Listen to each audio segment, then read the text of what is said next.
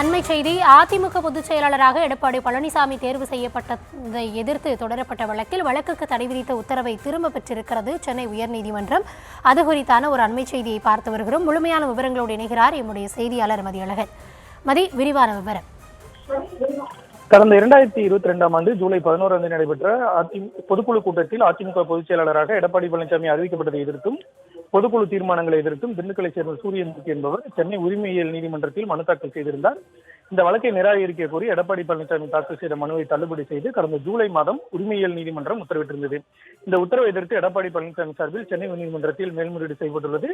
இந்த மேல்முறையீட்டு மனு விசாரித்த நீதிபதி பி பாலாஜி உரிமையியல் நீதிமன்றத்தின் உத்தரவுக்கு தடை விதித்ததுடன் சூரியமூர்த்தி தாக்கல் செய்த வழக்கின் விசாரணைக்கும் இடைக்கால தடை விதித்து உத்தரவிட்டிருந்தார். இந்த நிலையில் இந்த வழக்கில் தங்கள் தரப்பு வாதங்களை கேட்காமல் எந்த உத்தரவும் பிறப்பிக்க கூடாது என சூரியமூர்த்தி தரப்பில் கேவியட் மனு தாக்கல் செய்யப்பட்டுள்ளது குறித்து நீதிமன்றத்தின் கவனத்திற்கு இன்று கொண்டு வரப்பட்டது. இதையடுத்து இந்த வழக்கு நீதிபதி பி பாலாஜி முன்பு மீண்டும் விசாரணைக்கு வந்தது. அப்பொழுது எடப்பாடி பழனிசாமி தரப்பில் ஆஜரான மூத்த வழக்கறிஞர் விஜய் நாராயண் சூரியமூர்த்தி கட்சியினுடைய உறுப்பினர் அல்ல எனவும் இந்த வழக்கை தாக்கல் செய்ய அவருக்கு உரிமை இல்லை எனவும் வாதிட்டார்.